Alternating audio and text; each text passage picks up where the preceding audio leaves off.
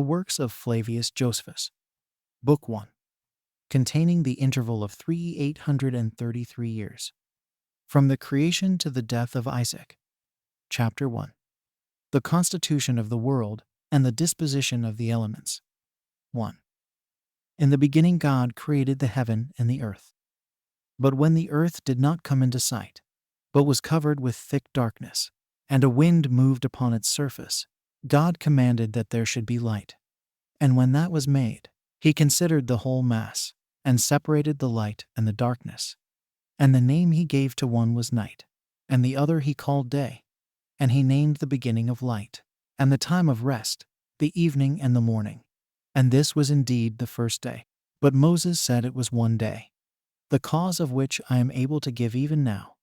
But because I have promised to give such reasons for all things in a treatise by itself, I shall put off its exposition till that time. After this, on the second day, he placed the heaven over the whole world, and separated it from the other parts, and he determined it should stand by itself. He also placed a crystalline firmament round it, and put it together in a manner agreeable to the earth, and fitted it for giving moisture and rain, and for affording the advantage of dews. On the third day he appointed the dry land to appear, with the sea itself round about it. And on the very same day he made the plants and the seeds to spring out of the earth. On the fourth day he adorned the heaven with the sun, the moon, and the other stars, and appointed them their motions and courses, that the vicissitudes of the seasons might be clearly signified. And on the fifth day he produced the living creatures, both those that swim, and those that fly, the former in the sea, the latter in the air. He also sorted them as to society and mixture, for procreation, and that their kinds might increase and multiply. On the sixth day he created the 4-footed beasts, and made them male and female. On the same day he also formed man. Accordingly Moses says, that in just 6 days the world, and all that is therein, was made, and that the seventh day was a rest, and a release from the labor of such operations. Whence it is that we celebrate a rest from our labors on that day, and call it the Sabbath, which word denotes rest in the Hebrew tongue. 2. Moreover, Moses, after the seventh day was over, begins to talk philosophically, and concerning the formation of man, says thus, that God took dust from the ground, and formed man, and inserted in him a spirit and a soul. To this man was called Adam, which in the Hebrew tongue signifies one that is red, because he was formed out of red earth, compounded together. For of that kind is virgin and true earth. God also presented the living creatures, when he had made them, according to their kinds, both male and female, to Adam, who gave them those names by which they are still called. But when he saw that Adam had no female companion, no society, for there was no such created, and that he wondered at the other animals which were male and female, he laid him asleep, and took away one of his ribs, and out of it formed the woman. Whereupon Adam knew her when she was brought to him, and acknowledged that she was made out of himself. Now a woman is called in the Hebrew tongue Issa, but the name of this woman was Eve, which signifies the mother of all living. 3. Moses says further, that God planted a paradise in the east, flourishing with all sorts of trees, and that among them was the tree of life, and another of knowledge, whereby was to be known what was good and evil. And that when he brought Adam and his wife into this garden, he commanded him to take care of the plants. Now the garden was watered by one river, 3 which ran round about the whole earth, and was parted into 4 parts. And Phison, which denotes a multitude, running into India, makes its exit into the sea, and is by the Greeks called Ganges. Euphrates also, as well as Tigris, goes down into the Red Sea. For now the name Euphrates, or Phrath, denotes either a dispersion or a flower. By Tiris, or Diglath, is signified what is swift, with narrowness. And Jin runs through Egypt, and denotes what arises from the east, which the Greeks call Nile. 4. God therefore commanded that Adam and his wife should eat of all the rest of the plants, but to abstain from the tree of knowledge, and foretold to them that if they touched it, it would prove their destruction. But while all the living creatures had one language, 5 At that time the serpent, which then lived together with Adam and his wife, showed an envious disposition at his supposal of their living happily, and in obedience to the commands of God, and imagining that when they disobeyed them, they would fall into calamities, he persuaded the woman, out of a malicious intention, to taste of the tree of knowledge, telling them that in that tree was the knowledge of good and evil, which knowledge, when they should obtain, they would lead a happy life, nay, a life not inferior to that of a god, by which means he overcame the woman, and persuaded her to despise the command of God. Now when she had tasted of that tree, and was pleased with its fruit, she persuaded Adam to make use of it also. Upon this they perceived that they were become naked to one another, and being ashamed thus to appear abroad, they invented somewhat to cover them. For the tree sharpened their understanding, and they covered themselves with fig leaves, and tying these before them, out of modesty, they thought they were happier than they were before, as they had discovered what they were in want of. But when God came into the garden, Adam, who was wont before to come and converse with him, being conscious of his wicked behavior, went out of the way. This behavior surprised God, and he asked what was the cause of this his procedure, and why he, that before delighted in that conversation, did now fly from it, and avoid it. When he made no reply, as conscious to himself that he had transgressed the command of God, God said, I had before determined about you both, how you might lead a happy life, without any affliction, and care, and vexation of soul, and that all things which might contribute to your enjoyment and pleasure should grow up by my providence, of their own accord, without your own labor and pains taking, which state of labor and pains taking would soon bring on old age, and death would not be at any remote distance. But now thou hast abused this my good will, and hast disobeyed my commands. For thy silence is not the sign of thy virtue, but of thy evil conscience. However, Adam excused his sin, and entreated God not to be angry at him, and laid the blame of what was done upon his wife, and said that he was deceived by her, and thence became an offender, while she again accused the serpent. But God allotted him punishment, because he weakly submitted to the counsel of his wife, and said the ground should not henceforth yield its fruits of its own accord, but that when it should be harassed by their labor, it should bring forth some of its fruits, and refuse to bring forth others. He also made Eve liable to the inconveniency of breeding, and the sharp pains of bringing forth children, and this because she persuaded Adam with the same arguments wherewith the serpent had persuaded her, and had thereby brought him into a calamitous condition. He also deprived the serpent of speech, out of indignation at his malicious disposition towards Adam. Besides this, he inserted poison under his tongue, and made him an enemy to men, and suggested to them that they should direct their strokes against his head, that being the place wherein lay his mischievous designs towards men, and it being easiest to take vengeance on him that way. And when he had deprived him of the use of his feet, he made him to go rolling all along, and dragging himself upon the ground. And when God had appointed these penalties for them, he removed Adam and Eve out of the garden into another place. Chapter 2. Concerning the posterity of Adam, and the 10 generations from him to the deluge. 1. Adam and Eve had 2 sons. The elder of them was named Cain, which name, when it is interpreted, signifies a possession. The younger was Abel, which signifies sorrow. They had also daughters. Now the 2 brethren were pleased with different courses of life. For Abel, the younger, was a lover of righteousness, and believing that God was present at all his actions, he excelled in virtue, and his employment was that of a shepherd. But Cain was not only very wicked in other respects, but was wholly intent upon getting, and he first contrived to plow the ground. He slew his brother on the occasion following. They had resolved to sacrifice to God. Now Cain brought the fruits of the earth, and of his husbandry. But Abel brought milk, and the first fruits of his flocks. But God was more delighted with the latter oblation, 6 when he was honored with what grew naturally of its own accord, than he was with what was the invention of a covetous man, and gotten by forcing the ground. Whence it was that Cain was very angry that Abel was preferred by God before him. And he slew his brother, and hid his dead body, thinking to escape discovery. But God, knowing what had been done, came to Cain, and asked him what was become of his brother, because he had not seen him of many days, whereas he used to observe them conversing together at other times. But Cain was in doubt with himself, and knew not what answer to give to God. At first he said that he was himself at a loss about his brother's disappearing.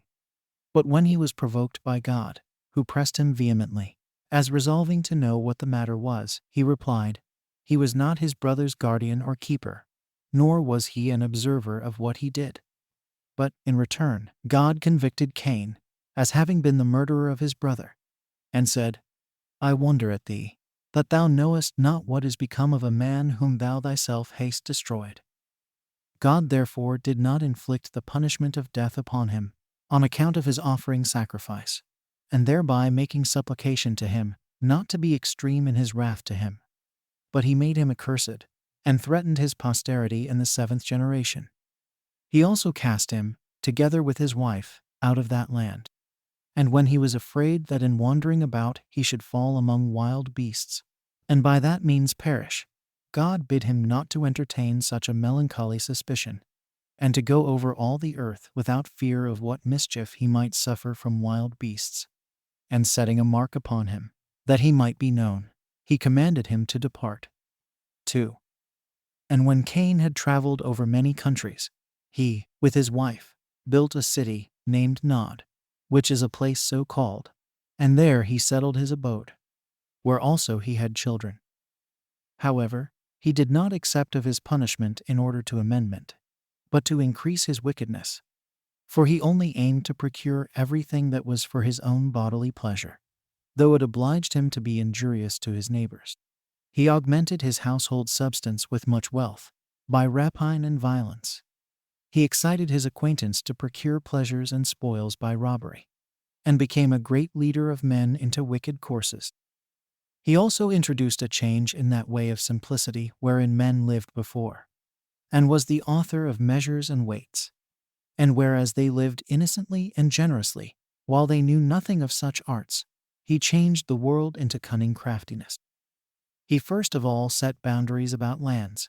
He built a city, and fortified it with walls, and he compelled his family to come together to it, and called that city Enoch, after the name of his eldest son Enoch. Now Jared was the son of Enoch, whose son was Malaleel, whose son was Methuselah, whose son was Lamech, who had 77 children by 2 wives, Silla and Ada. Of those children by Ada, one was Jabal. He erected tents, and loved the life of a shepherd.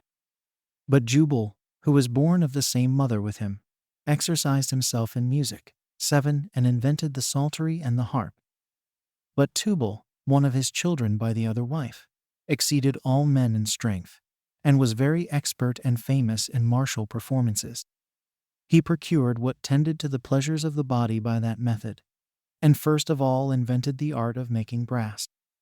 Lamech was also the father of a daughter, whose name was Naamah.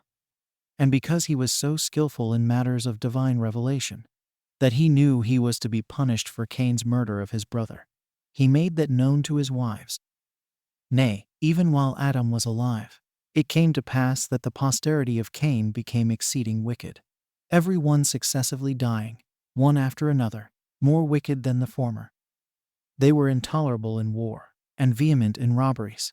And if any one were slow to murder people, yet was he bold in his profligate behavior, in acting unjustly, and doing injuries for gain. 3. Now Adam, who was the first man, and made out of the earth, for our discourse must now be about him, after Abel was slain, and Cain fled away, on account of his murder, was solicitous for posterity, and had a vehement desire of children, he being 230 years old. After which time he lived other 700, and then died. He had indeed many other children, 8, but Seth in particular. As for the rest, it would be tedious to name them. I will therefore only endeavor to give an account of those that proceeded from Seth. Now this Seth, when he was brought up, and came to those years in which he could discern what was good, became a virtuous man, and as he was himself of an excellent character, So did he leave children behind him who imitated his virtues. 9. All these proved to be of good dispositions. They also inhabited the same country without dissensions, and in a happy condition, without any misfortunes falling upon them, till they died. They also were the inventors of that peculiar sort of wisdom which is concerned with the heavenly bodies and their order, and that their inventions might not be lost before they were sufficiently known. Upon Adam's prediction that the world was to be destroyed at one time by the force of fire, and at another time by the violence and quantity of water, they made 2 pillars, 10 the one of brick, the other of stone. They inscribed their discoveries on them both, that in case the pillar of brick should be destroyed by the flood, the pillar of stone might remain, and exhibit those discoveries to mankind, and also inform them that there was another pillar of brick erected by them. Now this remains in the land of Syria to this day. Chapter 3. Concerning the flood. And after what manner Noah was saved in an ark, with his kindred, and afterwards dwelt in the plain of Shinar. 1. Now this posterity of Seth continued to esteem God as the Lord of the universe, and to have an entire regard to virtue, for 7 generations. But in process of time they were perverted, and forsook the practices of their forefathers, and did neither pay those honors to God which were appointed them, nor had they any concern to do justice towards men. But for what degree of zeal they had formerly shown for virtue, they now showed by their actions a double degree of wickedness, whereby they made God to be their enemy. For many angels 11 of God accompanied with women, and begat sons that proved unjust, and despisers of all that was good, on account of the confidence they had in their own strength. For the tradition is, that these men did what resembled the acts of those whom the Grecians call giants.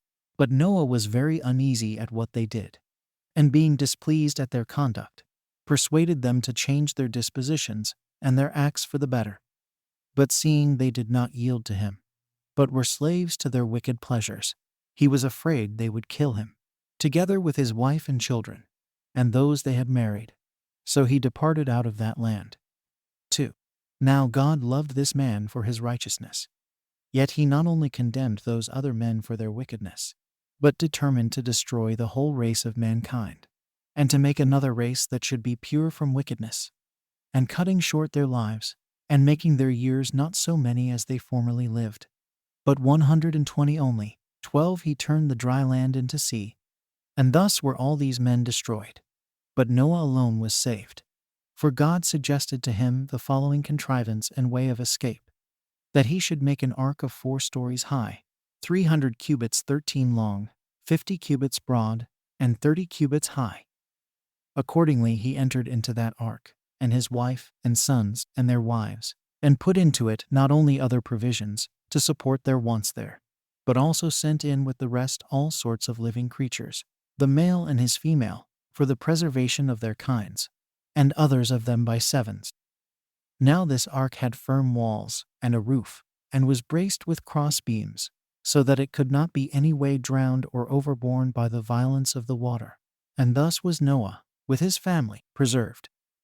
Now he was the 10th from Adam, as being the son of Lamech, whose father was Methuselah. He was the son of Enoch, the son of Jared, and Jared was the son of Malaleel, who, with many of his sisters, were the children of Canaan, the son of Enos. Now Enos was the son of Seth, the son of Adam. 3. This calamity happened in the 600th year of Noah's government, age, in the 2nd month, 14, called by the Macedonians Deus, but by the Hebrews Marchesuan. For so did they order their year in Egypt. But Moses appointed that Nisan, which is the same with Xanthicus, should be the 1st month for their festivals, because he brought them out of Egypt in that month. So that this month began the year, as to all the solemnities they observed to the honor of God, although he preserved the original order of the months as to selling and buying, and other ordinary affairs. Now he says that this flood began on the 27th 17th day of the forementioned month, and this was 2656 years from Adam, the first man, and the time is written down in our sacred books, those who then lived having noted down 15 with great accuracy. both the births and deaths of illustrious men. 4. For indeed Seth was born when Adam was in his 230th year, who lived 930 years. Seth begat Enos in his 205th year, who, when he had lived 912 years, delivered the government to Canaan his son, whom he had in his 190th year.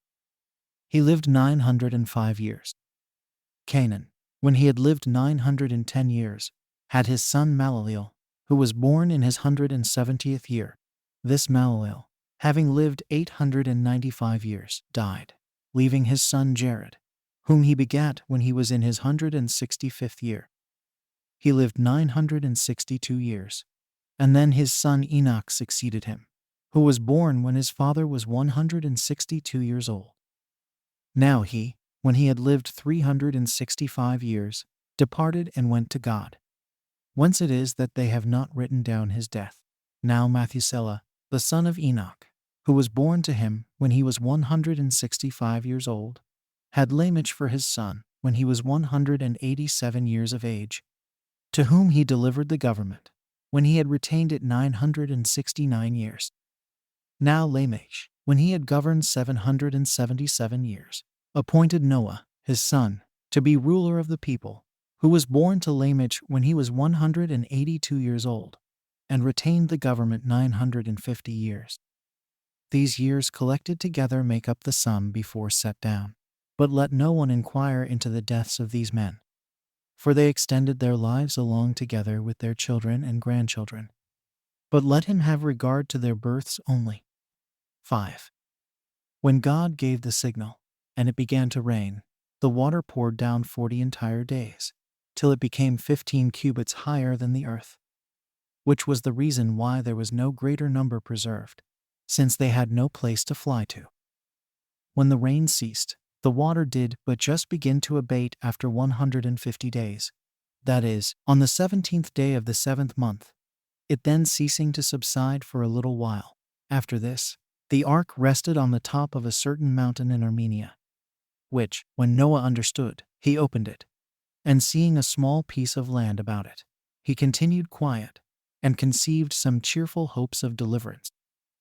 But a few days afterward, when the water was decreased to a greater degree, he sent out a raven, as desirous to learn whether any other part of the earth were left dry by the water, and whether he might go out of the ark with safety.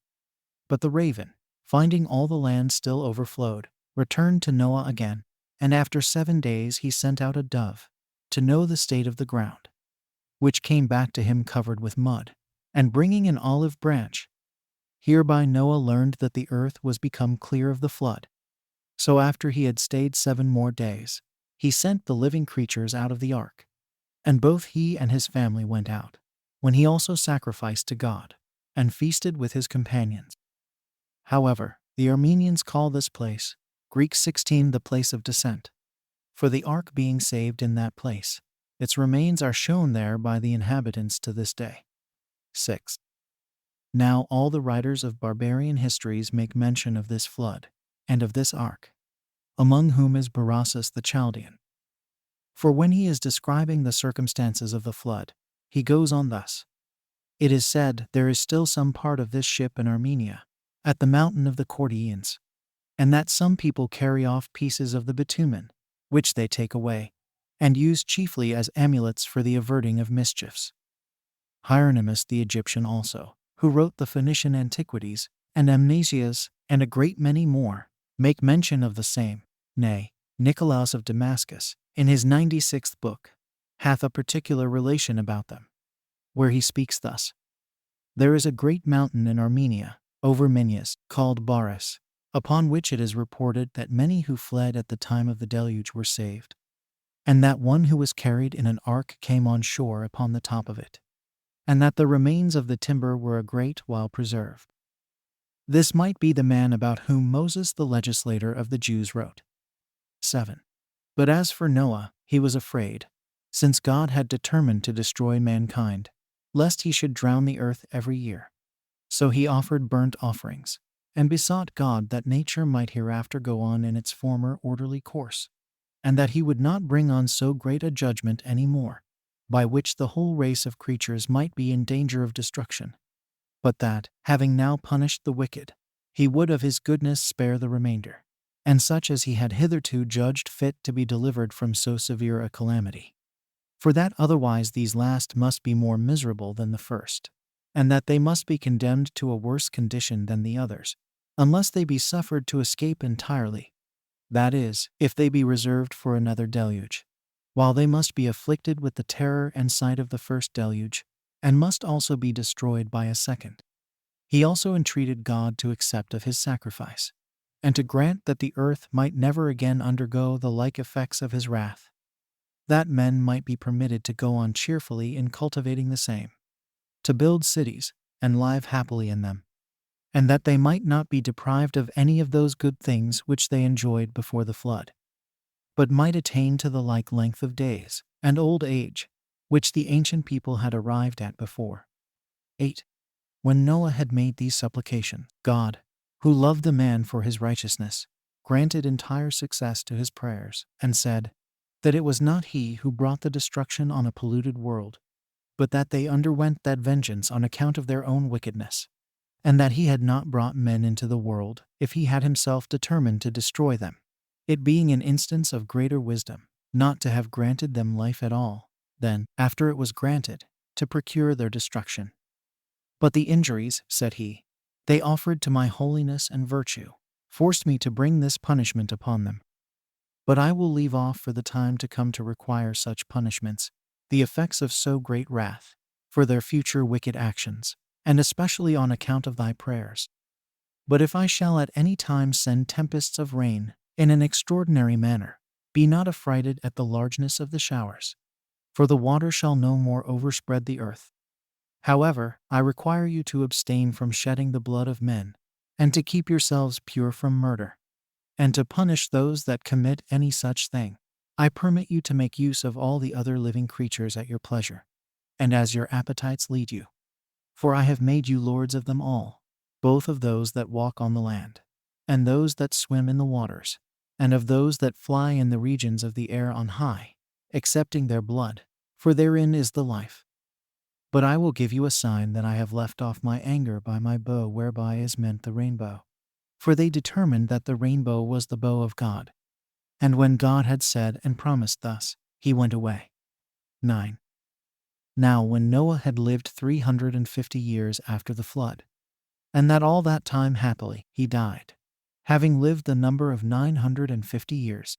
But let no one, upon comparing the lives of the ancients with our lives, and with the few years which we now live, think that what we have said of them is false, or make the shortness of our lives at present an argument, that neither did they attain to so long a duration of life, for those ancients were beloved of God, and lately made by God himself, and because their food was then fitter for the prolongation of life, might well live so great a number of years, and besides, God afforded them a longer time of life on account of their virtue, and the good use they made of it in astronomical and geometrical discoveries, which would not have afforded the time of foretelling the periods of the stars, unless they had lived 600 years.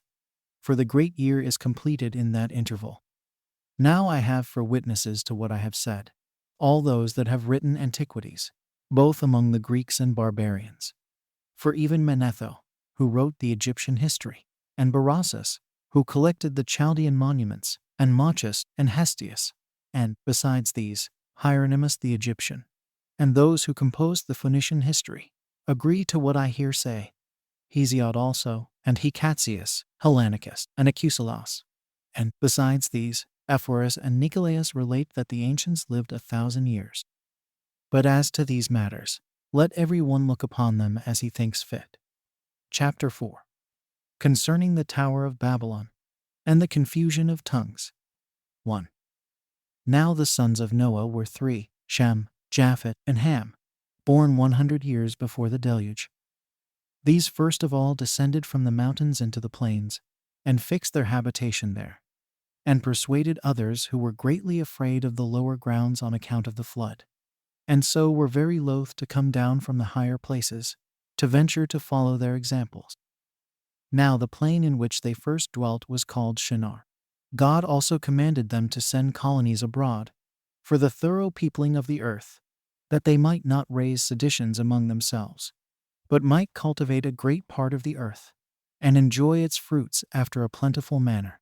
But they were so ill instructed that they did not obey God, for which reason they fell into calamities, and were made sensible, by experience, of what sin they had been guilty. For when they flourished with a numerous youth, God admonished them again to send out colonies. But they, imagining the prosperity they enjoyed was not derived from the favor of God, but supposing that their own power was the proper cause of the plentiful condition they were in, did not obey him. Nay, they added to this their disobedience to the divine will, the suspicion that they were therefore ordered to send out separate colonies, that, being divided asunder, they might the more easily be oppressed. 2. Now it was Nimrod who excited them to such an affront and contempt of God. He was the grandson of Ham, the son of Noah, a bold man, and of great strength of hand. He persuaded them not to ascribe it to God, as if it was through his means they were happy, but to believe that it was their own courage which procured that happiness. He also gradually changed the government into tyranny, seeing no other way of turning men from the fear of God, but to bring them into a constant dependence on his power. He also said he would be revenged on God, if he should have a mind to drown the world again. For that he would build a tower too high for the waters to be able to reach, and that he would avenge himself on God for destroying their forefathers. 3. Now the multitude were very ready to follow the determination of Nimrod, and to esteem it a piece of cowardice to submit to God. And they built a tower, neither sparing any pains, nor being in any degree negligent about the work. And, by reason of the multitude of hands employed in it, it grew very high, sooner than any one could expect. But the thickness of it was so great, and it was so strongly built, that thereby its great height seemed, upon the view, to be less than it really was. It was built of burnt brick, cemented together with mortar, made of bitumen, that it might not be liable to admit water. When God saw that they acted so madly, he did not resolve to destroy them utterly, since they were not grown wiser by the destruction of the former sinners. But he caused a tumult among them, by producing in them divers languages, and causing that, through the multitude of those languages, they should not be able to understand one another. The place wherein they built the tower is now called Babylon, because of the confusion of that language, which they readily understood before. For the Hebrews mean by the word Babel, confusion.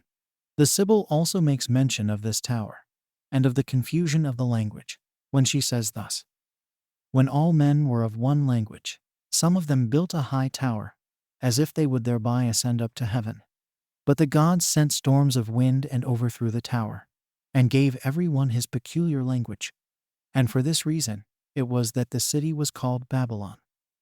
But as to the plan of Shinar, in the country of Babylonia, Hesychius mentions it, when he says thus: Such of the priests as were saved took the sacred vessels of Jupiter and Aeneas, and came to Shoar of Babylonia.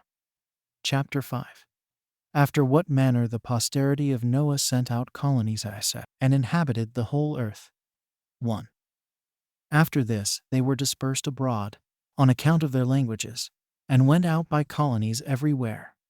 And each colony took possession of that land which they light upon, and unto which God led them, so that the whole continent was filled with them, both the inland and the maritime countries. There were some also who passed over the sea in ships, and inhabited the islands, and some of those nations do still retain the denominations which were given them by their first founders. But some have lost them also, and some have only admitted certain changes in them, that they might be the more intelligible to the inhabitants. And they were the Greeks who became the authors of such mutations. For when in after ages they grew potent, they claimed to themselves the glory of antiquity, giving names to the nations that sounded well in Greek, that they might be better understood among themselves, and setting agreeable forms of government over them, as if they were a people derived from themselves. Chapter 6. How every nation was denominated from their first inhabitants. 1. Now they were the grandchildren of Noah, in honor of whom names were imposed on the nations by those that first seized upon them. Japhet, the son of Noah, had 7 sons. They inhabited so that, beginning at the mountains Taurus and Amanus, they proceeded along Asia, as far as the river Tansis, and along Europe to Cadiz, and settling themselves on the lands which they light upon, which none had inhabited before, they called the nations by their own names. For Gomer founded those whom the Greeks now call Galatians, Gauls, but were then called Gomerites. Magog founded those that from him were named Magagites, but who are by the Greeks called Scythians. Now as to Javan and Madai, the sons of Japhet. From Madai came the Madians, who were called Medes by the Greeks. But from Jovam, Ionia, and all the Grecians are derived. Thobal founded the Thobalites, who are now called Ibers, and the Mosacheni were founded by Mosach. Now they are Cappadocians. There is also a mark of their ancient denomination still to be shown. For there is even now among them a city called Mazaka, which may inform those that are able to understand, that so was the entire nation once called. Theras also called those whom he ruled over Thracians, but the Greeks changed the name into Thracians. And so many were the countries that had the children of Japhet for their inhabitants.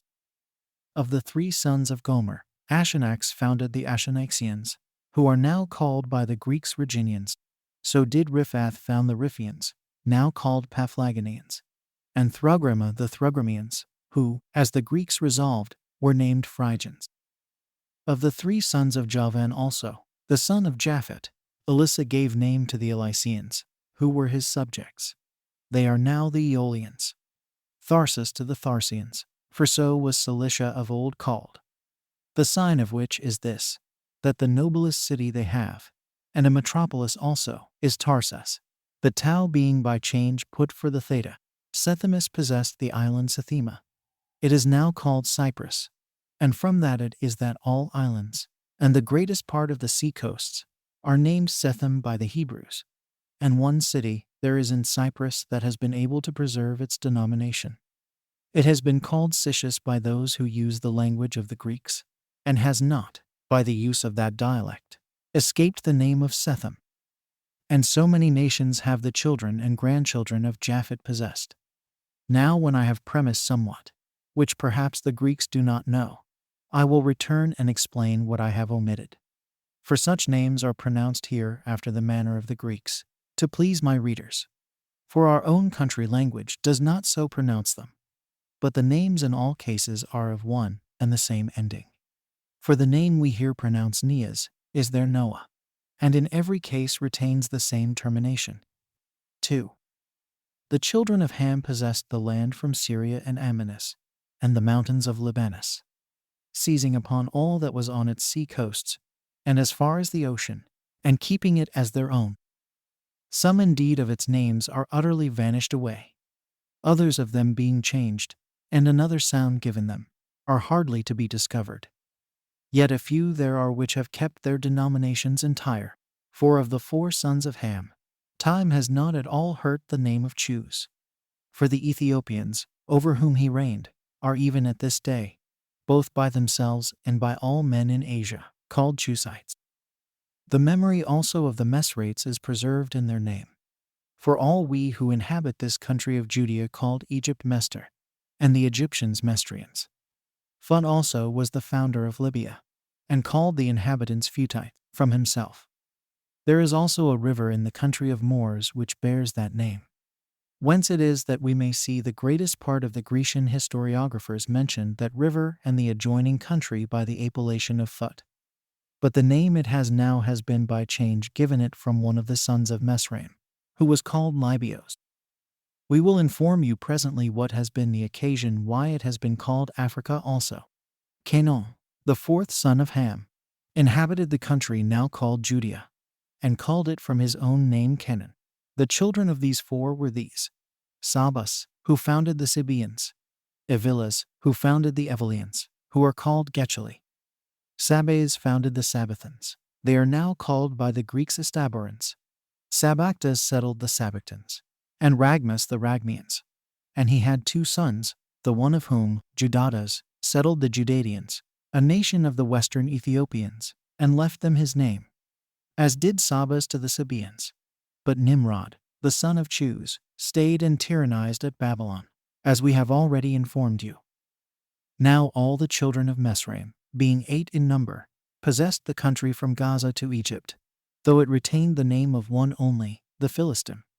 For the Greeks call part of that country Palestine. As for the rest, Ludium and Enamim and Labim, who alone inhabited in Libya, and called the country from himself, Nedum and Phethrosim and Chesloim and Sephthorim. We know nothing of them besides their names. For the Ethiopic War 17, which we shall describe hereafter, was the cause that those cities were overthrown. The sons of Canaan were these: Sidonius, who also built a city of the same name. It is called by the Greeks Sidon. Amathus inhabited in Amathine, which is even now called Amath by the inhabitants, although the Macedonians named it Epiphania, from one of his posterity. Arudius possessed the island Aradus. Arucas possessed Ars, which is in Libanus. But for the 7 others, Euius, Chetius, Jebusius, Amorius, Gergesus, Eudius, Cynius, Samaras, we have nothing in the sacred books but their names, for the Hebrews overthrew their cities, and their calamities came upon them on the occasion following. 3. Noah, when, after the deluge, the earth was resettled in its former condition, set about its cultivation, and when he had planted it with vines, and when the fruit was ripe, and he had gathered the grapes in their season, and the wine was ready for use, he offered sacrifice, and feasted, and, being drunk, he fell asleep, and lay naked in an unseemly manner. When his youngest son saw this, he came laughing, and showed him to his brethren. But they covered their father's nakedness. And when Noah was made sensible of what had been done, he prayed for prosperity to his other sons. But for Ham, he did not curse him, by reason of his nearness in blood, but cursed his prosperity. And when the rest of them escaped that curse, God inflicted it on the children of Canaan. But as to these matters, we shall speak more hereafter. 4. Shem, the 3rd son of Noah, had 5 sons, who inhabited the land that began at Euphrates, and reached to the Indian Ocean. For Elam left behind him the Elamites, the ancestors of the Persians. Asher lived at the city Nive, and named his subjects Assyrians, who became the most fortunate nation, beyond others. Arphaxad named the Arphaxadites, who are now called Chaldeans.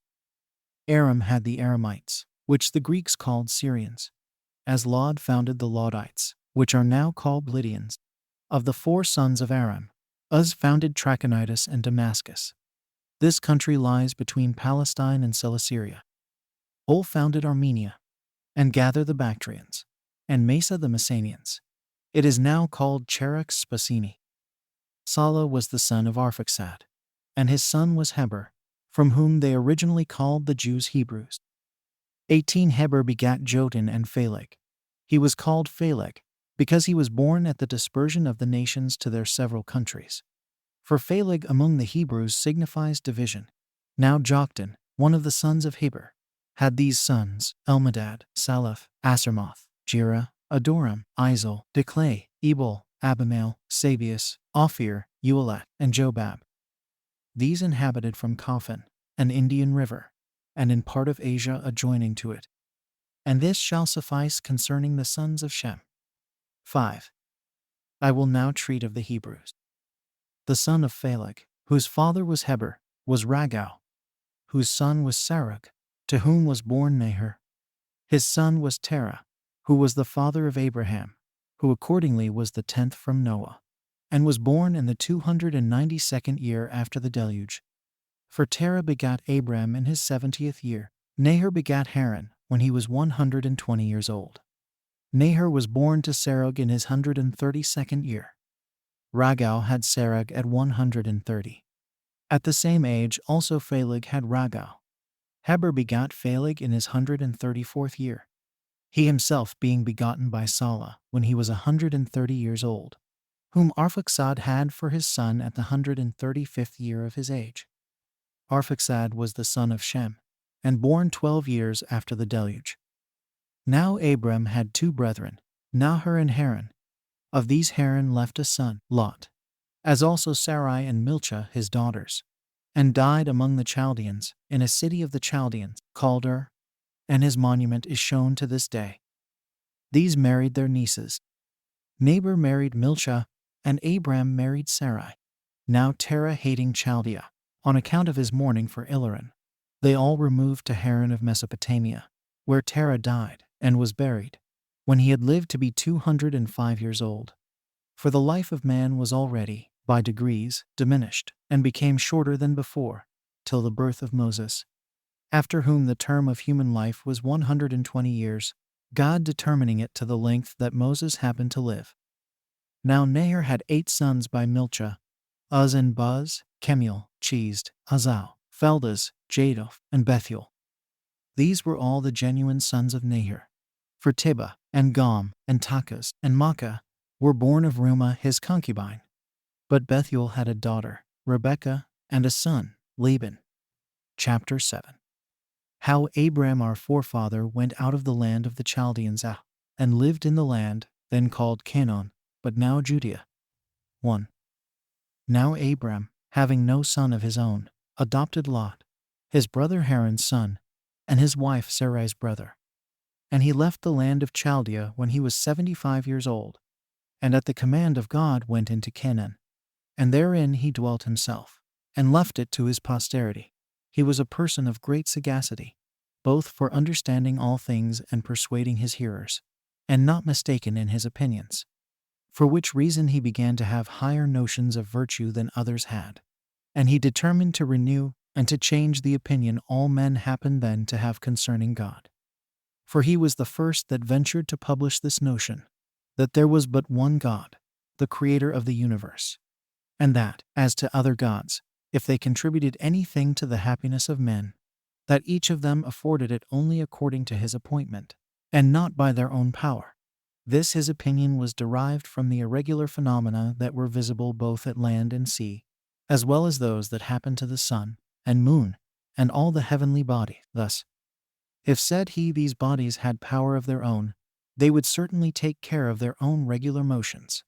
But since they do not preserve such regularity, they make it plain, that in so far as they cooperate to our advantage, they do it not of their own abilities, but as they are subservient to him that commands them, to whom alone we ought justly to offer our honor and thanksgiving. For which doctrines, when the Chaldeans and other people of Mesopotamia raised a tumult against him, he thought fit to leave that country. And at the command and by the assistance of God, he came and lived in the land of Canaan. And when he was there settled, he built an altar and performed a sacrifice to God. 2. Berosus mentions our father Abram without naming him, when he says thus: In the 10th generation after the flood, there was among the Chaldeans a man righteous and great, and skillful in the celestial science. But Hakatsius does more than barely mention him, for he composed, and left behind him, a book concerning him. And Nicolaus of Damascus, in the 4th book of his history, says thus: Abram reigned at Damascus, being a foreigner, who came with an army out of the land above Babylon, called the land of the Chaldeans. But, after a long time, he got him up, and removed from that country also, with his people, and went into the land, then called the land of Canaan, but now the land of Judea, and this when his posterity were become a multitude. As to which posterity of his, we relate their history in another work. Now the name of Abram is even still famous in the country of Damascus, and there is shown a village named from him, the habitation of Bram. Chapter 8. That when there was a famine in Canaan, Abram went thence into Egypt, and after he had continued there a while, he returned back again. 1. Now, after this, when a famine had invaded the land of Canaan, and Abram had discovered that the Egyptians were in a flourishing condition, he was disposed to go down to them, both to partake of the plenty they enjoyed, and to become an auditor of their priests, and to know what they said concerning the gods, designing either to follow them, if they had better notions than he, or to convert them into a better way, if his own notions proved the truest. Now, seeing he was to take Sarai with him, and was afraid of the madness of the Egyptians with regard to women, lest the king should kill him on occasion of his wife's great beauty, He contrived this device. He pretended to be her brother, and directed her in a dissembling way to pretend the same, for he said it would be for their benefit. Now, as soon as he came into Egypt, it happened to Abram as he supposed it would. For the fame of his wife's beauty was greatly talked of, for which reason Pharaoh, the king of Egypt, would not be satisfied with what was reported of her, but would needs see her himself, and was preparing to enjoy her. But God put a stop to his unjust inclinations by sending upon him a distemper and a sedition against his government. And when he inquired of the priests how he might be freed from these calamities, they told him that this his miserable condition was derived from the wrath of God, upon account of his inclinations to abuse the stranger's wife. He then, out of fear, asked Sarai who she was, and who it was that she brought along with her. And when he had found out the truth, he excused himself to Abram, that supposing the woman to be his sister, and not his wife, he set his affections on her, as desiring an affinity with him by marrying her, but not as incited by lust to abuse her. He also made him a large present in money, and gave him leave to enter into conversation with the most learned among the Egyptians, from which conversation his virtue and his reputation became more conspicuous than they had been before. 2. For whereas the Egyptians were formerly addicted to different customs, and despised one another's sacred and accustomed rites, and were very angry one with another on that account, Abram conferred with each of them, and, confuting the reasonings they made use of, every one for their own practices, demonstrated that such reasonings were vain and void of truth. Whereupon he was admired by them in those conferences as a very wise man, and one of great sagacity, when he discoursed on any subject he undertook, and this not only in understanding it, but in persuading other men also to assent to him. He communicated to them arithmetic, and delivered to them the science of astronomy. For before Abram came into Egypt, they were unacquainted with those parts of learning. For that science came from the Chaldeans into Egypt, and from thence to the Greeks also. 3. As soon as Abram was come back into Canaan, he parted the land between him and Lot, upon account of the tumultuous behavior of their shepherds, concerning the pastures wherein they should feed their flocks. However, he gave Lot his option, or leave, to choose which lands he would take. And he took himself what the other left, which were the lower grounds at the foot of the mountains. And he himself dwelt in Hebron, which is a city 7 years more ancient than Tunis of Egypt. But Lot possessed the land of the plain, and the river Jordan, not far from the city of Sodom, which was then a fine city, but is now destroyed by the will and wrath of God, the cause of which I shall show in its proper place hereafter.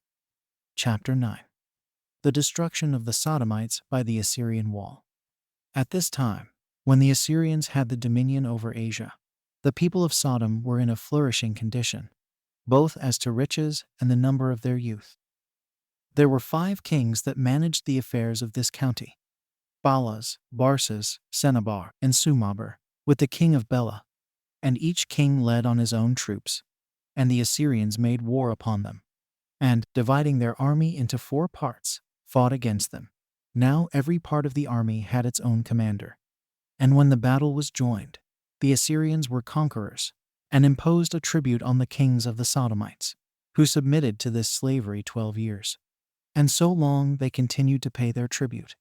But on the 13th year they rebelled, and then the army of the Assyrians came upon them, under their commanders Amraphel, Arioch, Chedorlaomer, and Tidal. These kings had laid waste all Syria, and overthrown the offspring of the giants. And when they were come over against Sodom, they pitched their camp at the vale called the Slime Pits, for at that time there were pits in that place. But now, upon the destruction of the city of Sodom, that vale became the lake Asphaltites, as it is called. However, concerning this lake we shall speak more presently. Now when the Sodomites joined battle with the Assyrians, and the fight was very obstinate, many of them were killed, and the rest were carried captive, among which captives was Lot, who had come to assist the Sodomites. Chapter 10. How Abram fought with the Assyrians, and overcame them, and saved the Sodomite prisoners, and took from the Assyrians the prey they had gotten. 1. When Abram heard of their calamity, he was at once afraid for Lot his kinsman, and pitied the Sodomites, his friends and neighbors. And thinking it proper to afford them assistance, he did not delay it, but marched hastily, and the 5th night fell upon the Assyrians, near Dan, for that is the name of the other spring of Jordan. And before they could arm themselves, he slew some as they were in their beds, before they could suspect any harm, and others, who were not yet gone to sleep, but were so drunk they could not fight, ran away. Abram pursued after them, till, on the 2nd day, he drove them in a body unto Hobah, a place belonging to Damascus, and thereby demonstrated that victory does not depend on multitude and the number of hands, but the alacrity and courage of soldiers overcome the most numerous bodies of men, while he got the victory over so great an army with no more than 318 of his servants, and 3 of his friends, but all those that fled returned home ingloriously. 2. So Abram, when he had saved the captive Sodomites, who had been taken by the Assyrians, and Lot also, his kinsman, returned home in peace. Now the king of Sodom met him at a certain place, which they called the King's Dale, where Melchizedek, king of the city Salem, received him. That name signifies the righteous king, and such he was, without dispute, insomuch that, on this account, he was made the priest of God. However, they afterward called Salem Jerusalem. Now this Melchizedek supplied Abram's army in an hospitable manner, and gave them provisions in abundance. And as they were feasting, he began to praise him, and to bless God for subduing his enemies under him. And when Abram gave him the 10th part of his prey, he accepted of the gift. But the king of Sodom desired Abram to take the prey, but entreated that he might have those men restored to him whom Abram had saved from the Assyrians, because they belonged to him.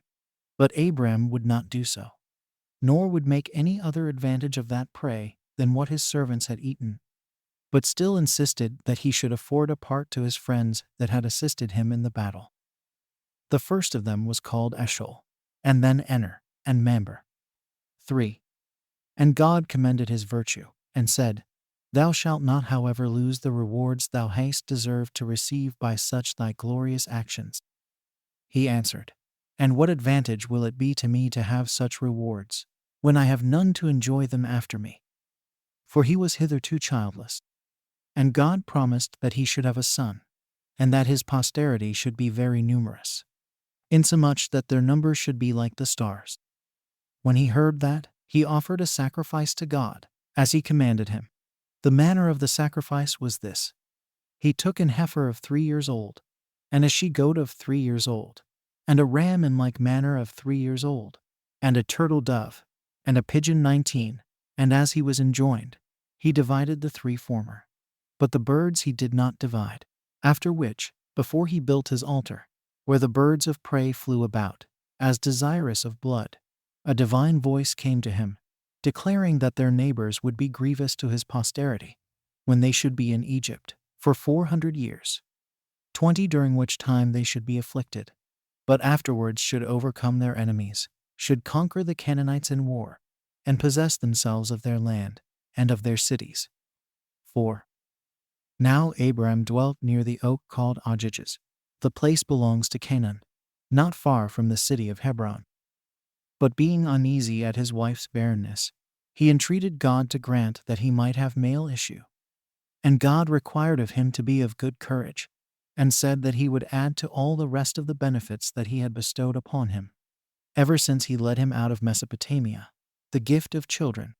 Accordingly Sarai, at God's command, brought to his bed one of her handmaidens, a woman of Egyptian descent, in order to obtain children by her. And when this handmaid was with child, she triumphed, and ventured to affront Sarai, as if the dominion were to come to a son to be born of her.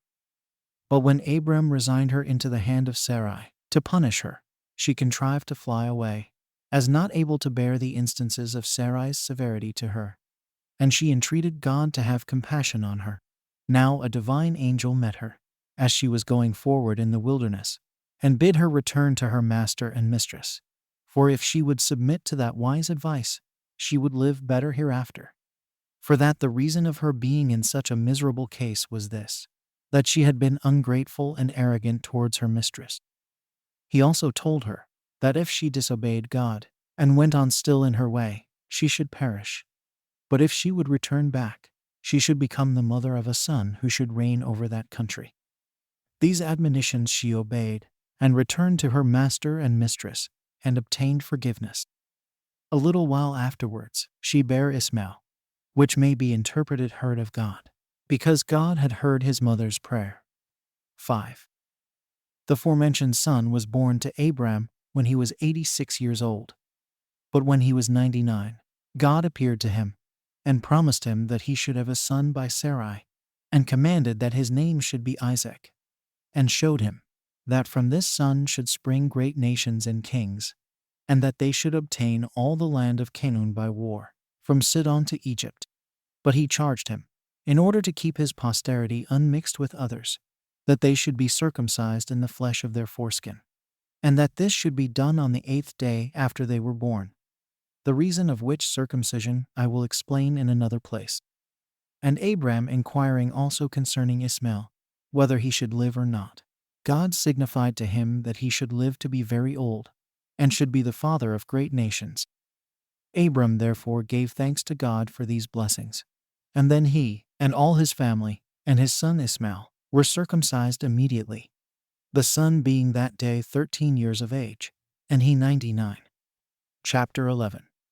How God overthrew the nation of the Sodomites, out of his wrath against them for their sins. 1. About this time the Sodomites grew proud, on account of their riches and great wealth. They became unjust towards men, and impious towards God, insomuch that they did not call to mind the advantages they received from him.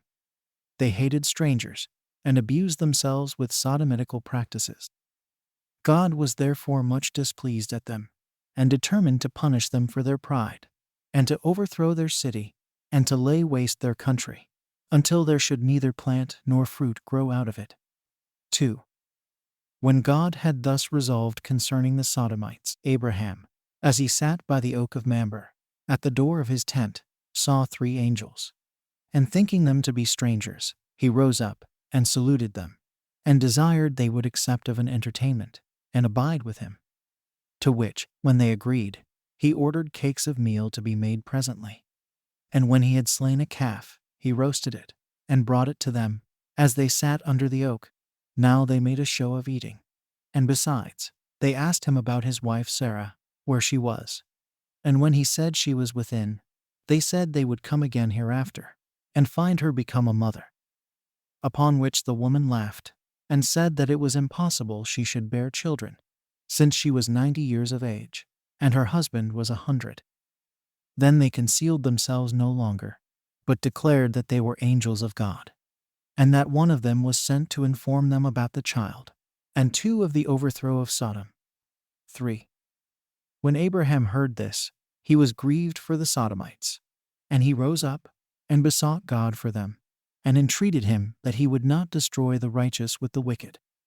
And when God had replied that there was no good man among the Sodomites, for if there were but 10 such men among them, he would not punish any of them for their sins, Abraham held his peace. And the angels came to the city of the Sodomites, and Lot entreated them to accept of a lodging with him. For he was a very generous and hospitable man, and one that had learned to imitate the goodness of Abraham. Now when the Sodomites saw the young men to be of beautiful countenances, and this to an extraordinary degree, and that they took up their lodgings with Lot, they resolved themselves to enjoy these beautiful boys by force and violence. And when Lot exhorted them to sobriety, and not to offer anything immodest to the strangers, but to have regard to their lodging in his house, and promised that if their inclinations could not be governed, he would expose his daughters to their lust, instead of these strangers. Neither thus were they made ashamed. 4. But God was much displeased at their impudent behavior, so that he both smote those men with blindness, and condemned the Sodomites to universal destruction. But Lot, upon God's informing him of the future destruction of the Sodomites, went away, taking with him his wife and daughters, who were 2, and still virgins. For those that were betrothed 21 to them were above the thoughts of going. and deemed that Lot's words were trifling. God then cast a thunderbolt upon the city, and set it on fire, with its inhabitants, and laid waste the country with the like burning, as I formerly said when I wrote the Jewish war. 22 But Lot's wife continually turning back to view the city as she went from it, and being too nicely inquisitive what would become of it, although God had forbidden her so to do, was changed into a pillar of salt. 23 For I have seen it, and it remains at this day. Now he and his daughters fled to a certain small place, encompassed with a fire, and settled in it. It is to this day called Zor, for that is the word which the Hebrews use for a small thing. There it was that he lived a miserable life, on account of his having no company, and his want of provisions. 5. But his daughters, thinking that all mankind were destroyed, approached to their father. 24 Though taking care not to be perceived. This they did, that humankind might not utterly fail, and they bare sons. The son of the elder was named Moab, which denotes one derived from his father.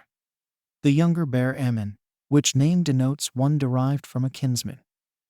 The former of whom was the father of the Moabites, which is even still a great nation. The latter was the father of the Ammonites. And both of them are inhabitants of Celesyria. And such was the departure of Lot from among the Sodomites. Chapter 12. Concerning Abimelech, and concerning Ismael the son of Abraham, and concerning the Arabians, who were his posterity. 1. Abraham now removed to Gerar of Palestine, leading Sarah along with him, under the notion of his sister, using the like dissimulation that he had used before, and this out of fear. For he was afraid of Abimelech, the king of that country, who did also himself fall in love with Sarah, and was disposed to corrupt her. But he was restrained from satisfying his lust by a dangerous distemper, which befell him from God. Now when his physicians despaired of curing him, he fell asleep, and saw a dream, warning him not to abuse the stranger's wife. And when he recovered, he told his friends that God had inflicted that disease upon him, by way of punishment, for his injury to the stranger, and in order to preserve the chastity of his wife, for that she did not accompany him as his sister, but as his legitimate wife, and that God had promised to be gracious to him for the time to come, if this person be once secure of his wife's chastity. When he had said this, by the advice of his friends, he sent for Abraham, and bid him not to be concerned about his wife, or fear the corruption of her chastity, for that God took care of him, and that it was by his providence that he received his wife again, without her suffering any abuse. And he appealed to God, and to his wife's conscience, and said that he had not any inclination at first to enjoy her, if he had known she was his wife. But since, said he, thou leddest her about as thy sister, I was guilty of no offense.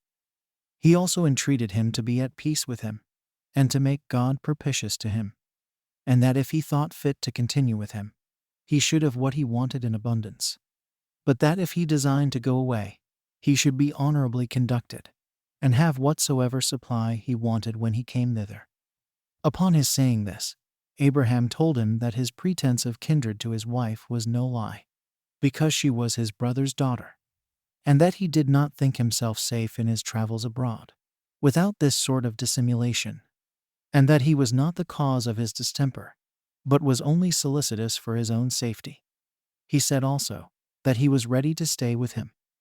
Whereupon Abimelech assigned him land and money, and they covenanted to live together without guile, and took an oath at a certain well called Beersheba, which may be interpreted, the well of the oath, and so it is named by the people of the country unto this day.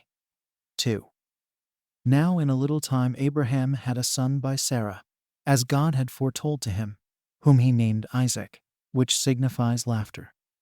And indeed they so called him, because Sarah laughed when God 25 said that she should bear a son, she not expecting such a thing, as being past the age of childbearing, for she was 90 years old, and Abraham 100. So that this son was born to them both in the last year of each of those decimal numbers. And they circumcised him upon the 8th day, and from that time the Jews continue the custom of circumcising their sons within that number of days. But as for the Arabians, they circumcise after the 13th year, because Ismail, the founder of their nation, who was born to Abraham of the concubine, was circumcised at that age, concerning whom I will presently give a particular account, with great exactness. 3. As for Sarah, she at first loved Ismail, who was born of her own handmaid Hagar, with an affection not inferior to that of her own son, for he was brought up in order to succeed in the government. But when she herself had borne Isaac, she was not willing that Ismail should be brought up with him, as being too old for him, and able to do him injuries when their father should be dead. She therefore persuaded Abraham to send him and his mother to some distant country. Now, at the first, he did not agree to what Sarah was so zealous for, and thought it an instance of the greatest barbarity, to send away a young child 26, and a woman unprovided of necessaries. But at length he agreed to it, because God was pleased with what Sarah had determined. So he delivered Ismail to his mother, as not yet able to go by himself, and commanded her to take a bottle of water, and a loaf of bread, and so to depart, and to take necessity for her guide. But as soon as her necessary provisions failed, she found herself in an evil case. And when the water was almost spent, she laid the young child, who was ready to expire, under a fig tree, and went on further, that so he might die while she was absent. But a divine angel came to her, and told her of a fountain hard by, and bid her take care, and bring up the child, because she should be very happy by the preservation of Ismail. She then took courage upon the prospect of what was promised her, and, meeting with some shepherds, by their care she got clear of the distresses she had been in. 4. When the lad was grown up, he married a wife, by birth an Egyptian, from whence the mother was herself derived originally. Of this wife were born to Ismail 12 sons: Nebaioth, Kedar, Abdeel, Mabsam, Ijamas, Masmaus, Masaus, Chodad, Theman, Jeter, Naphasus, Cadmus. These inhabited all the country from Euphrates to the Red Sea, and called it Nabatean. They are an Arabian nation, and named their tribes from these, both because of their own virtue, and because of the dignity of Abraham their father. Chapter 13. Concerning Isaac, the legitimate son of Abraham. 1. Now Abraham greatly loved Isaac, as being his only begotten 27, and given to him at the borders of old age, by the favor of God. The child also endeared himself to his parents still more, by the exercise of every virtue, and adhering to his duty to his parents, and being zealous in the worship of God. Abraham also placed his own happiness in this prospect, that, when he should die, he should leave this his son in a safe and secure condition, which accordingly he obtained by the will of God, who, being desirous to make an experiment of Abraham's religious disposition towards himself, appeared to him, and enumerated all the blessings he had bestowed on him, how he had made him superior to his enemies, and that his son Isaac, who was the principal part of his present happiness, was derived from him. And he said that he required this son of his as a sacrifice and holy oblation. Accordingly he commanded him to carry him to the mountain Moriah, and to build an altar, and offer him for a burnt offering upon it, for that this would best manifest his religious disposition towards him, if he preferred what was pleasing to God, before the preservation of his own son. 2. Now Abraham thought that it was not right to disobey God in anything, but that he was obliged to serve him in every circumstance of life, since all creatures that live enjoy their life by his providence, and the kindness he bestows on them. Accordingly he concealed this command of God, and his own intentions about the slaughter of his son, from his wife, as also from every one of his servants. Otherwise he should have been hindered from his obedience to God. And he took Isaac, together with 2 of his servants, and laying what things were necessary for a sacrifice upon an ass, he went away to the mountain. Now the 2 servants went along with him 2 days, but on the 3rd day, as soon as he saw the mountain, he left those servants that were with him till then in the plain, and, having his son alone with him, he came to the mountain. It was that mountain upon which King David afterwards built the temple. 28. Now they had brought with them everything necessary for a sacrifice, excepting the animal that was to be offered only.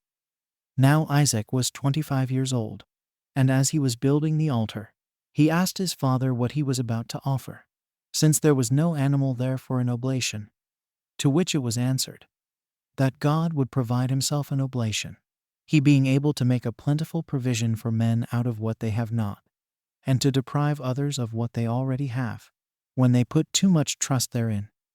That therefore, if God pleased to be present and propitious at this sacrifice, he would provide himself an oblation. 3. As soon as the altar was prepared, and Abraham had laid on the wood, and all things were entirely ready, he said to his son, O son, I poured out a vast number of prayers that I might have thee for my son. When thou wast come into the world, there was nothing that could contribute to thy support for which I was not greatly solicitous, nor anything wherein I thought myself happier than to see thee grown up to man's estate, and that I might leave thee at my death the successor to my dominion. But since it was by God's will that I became thy father, and it is now his will that I relinquish thee, bear this consecration to God with a generous mind. For I resign thee up to God, who has thought fit now to require this testimony of honor to himself, on account of the favors he hath conferred on me, in being to me a supporter and defender. Accordingly thou, my son, wilt now die, not in any common way of going out of the world, but sent to God, the Father of all men, beforehand, by thy own Father, in the nature of a sacrifice. I suppose he thinks thee worthy to get clear of this world, neither by disease, neither by war, nor by any other severe way, by which death usually comes upon men, but so that he will receive thy soul with prayers and holy offices of religion, and will place thee near to himself, and thou wilt there be to me a succorer and supporter in my old age, on which account I principally brought thee up, and thou wilt thereby procure me God for my comforter instead of thyself. 4. Now Isaac was of such a generous disposition as became the son of such a father, and was pleased with this discourse, and said, that he was not worthy to be born at first, if he should reject the determination of God and of his father, and should not resign himself up readily to both their pleasures, since it would have been unjust if he had not obeyed, even if his father alone had so resolved. So he went immediately to the altar to be sacrificed, and the deed had been done if God had not opposed it. For he called loudly to Abraham by his name, and forbade him to slay his son, and said, it was not out of a desire of human blood that he was commanded to slay his son, nor was he willing that he should be taken away from him whom he had made his father, but to try the temper of his mind, whether he would be obedient to such a command. Since therefore he now was satisfied as to that his alacrity, and the surprising readiness he showed in this his piety, he was delighted in having bestowed such blessings upon him, and that he would not be wanting in all sort of concern about him, and in bestowing other children upon him, and that his son should live to a very great age, that he should live a happy life, and bequeath a large principality to his children, who should be good and legitimate. He foretold also that his family should increase into many nations. 29, and that those patriarchs should leave behind them an everlasting name, that they should obtain the possession of the land of Canaan, and be envied by all men. When God had said this, he produced to them a ram, which did not appear before, for the sacrifice. So Abraham and Isaac, receiving each other unexpectedly, and having obtained the promises of such great blessings, embraced one another. And when they had sacrificed, they returned to Sarah, and lived happily together, God affording them his assistance in all things they desired. Chapter 14. Concerning Sarah, Abraham's wife, and how she ended her days. Now Sarah died a little while after, having lived 127 years. They buried her in Hebron, the Canaanites publicly allowing them a burying place, which piece of ground Abraham bought for 400 shekels of Ephron, an inhabitant of Hebron. And both Abraham and his descendants built themselves sepulchres in that place. Chapter 15. How the nation of the troglodytes were derived from Abraham by Keturah. Abraham after this married Keturah, by whom 6 sons were born to him, men of courage and of sagacious minds, Zambran, and Jazar, and Maddan, and Madian, and Josabak, and Suz. Now the sons of Suz were Sabbathan and Dadan. The sons of Dadan were Latisem, and Ashur, and Leum. The sons of Madiau were Ephas, and Ophran, and Anak, and Abidas, and Eldas. Now, for all these sons and grandsons, Abraham contrived to settle them in colonies. And they took possession of Troglodytes, and the country of Arabia the Happy, as far as it reaches to the Red Sea. It is related of this Ophran, that he made war against Libya, and took it, and that his grandchildren, when they inhabited it, called it from his name Africa. And indeed Alexander Polyhistor gives his attestation to what I here say, who speaks thus. Cleodemus the prophet, who was also called Malchus, who wrote a history of the Jews, in agreement with the history of Moses, their legislator, relates that there were many sons born to Abraham by Keturah. Nay, he names 3 of them, Aphur, and Surim, and Japhran. That from Surim was the land of Assyria denominated, and that from the other 2 Aphur and Japhran the country of Africa took its name, because these men were auxiliaries to Hercules, when he fought against Libya and Antiochus. And that Hercules married Ephraim's daughter, and of her he begat a son, Diodorus, and that Sophon was his son, from whom that barbarous people called Sephacians were denominated. Chapter 16. How Isaac took Rebekah to wife. 1. Now when Abraham, the father of Isaac, had resolved to take Rebekah, who was granddaughter to his brother Nahor, for a wife to his son Isaac, who was then about 40 years old, he sent the ancientest of his servants to betroth her, after he had obliged him to give him the strongest assurances of his fidelity. Which assurances were given after the manner following. They put each other's hands under each other's thighs. Then they called upon God as the witness of what was to be done. He also sent such presents to those that were there as were in esteem, on account that they either rarely or never were seen in that country. The servant got thither not under a considerable time, for it requires much time to pass through Mesopotamia, in which it is tedious traveling, both in the winter for the depth of the clay, and in summer for want of water. And, besides this, for the robberies there committed, which are not to be avoided by travelers, but by caution beforehand. However, the servant came to Haran, and when he was in the suburbs, he met a considerable number of maidens going to the water. He therefore prayed to God that Rebekah might be found among them, or her whom Abraham sent him as his servant to espouse to his son, in case his will were that this marriage should be consummated, and that she might be made known to him by the sign, that while others denied him water to drink, she might give it him. 2. With this intention he went to the well, and desired the maidens to give him some water to drink. But while the others refused, on pretense that they wanted it all at home, and could spare none for him, one only of the company rebuked them for their peevish behavior towards the stranger, and said, What is there that you will ever communicate to anybody, who have not so much as given the man some water? She then offered him water in an obliging manner, and now he began to hope that his grand affair would succeed. But desiring still to know the truth, he commended her for her generosity and good nature, that she did not scruple to afford a sufficiency of water to those that wanted it, though it cost her some pains to draw it, and asked who were her parents, and wished them joy of such a daughter. And mayst thou be espoused, said he, to their satisfaction, into the family of an agreeable husband, and bring him legitimate children. Nor did she disdain to satisfy his inquiries, but told him her family. They, says she, call me Rebekah. My father was Bethuel, but he is dead, and Laban is my brother, and, together with my mother, takes care of all our family affairs, and is the guardian of my virginity. When the servant heard this, he was very glad at what had happened, and at what was told him, as perceiving that God had thus plainly directed his journey, and producing his bracelets, and some other ornaments which it was esteemed decent for virgins to wear, he gave them to the damsel, by way of acknowledgment, and as a reward for her kindness in giving him water to drink, saying, it was but just that she should have them, because she was so much more obliging than any of the rest. She desired also that he would come and lodge with them, since the approach of the night gave him not time to proceed farther.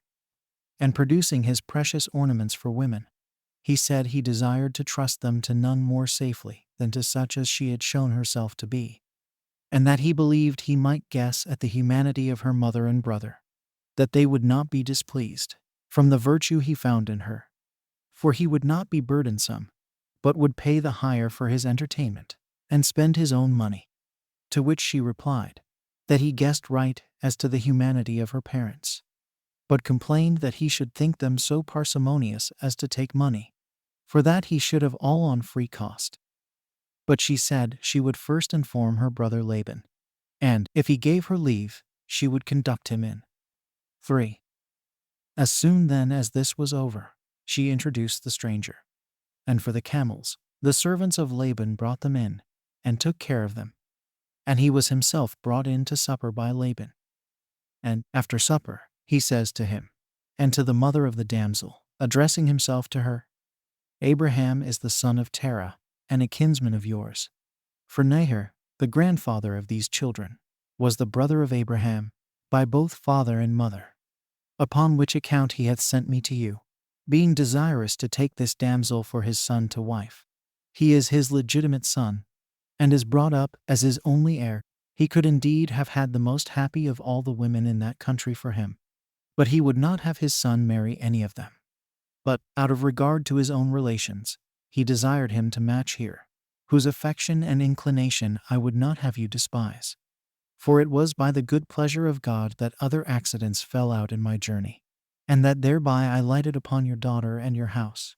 For when I was near to the city, I saw a great many maidens coming to a well, and I prayed that I might meet with this damsel, which has come to pass accordingly.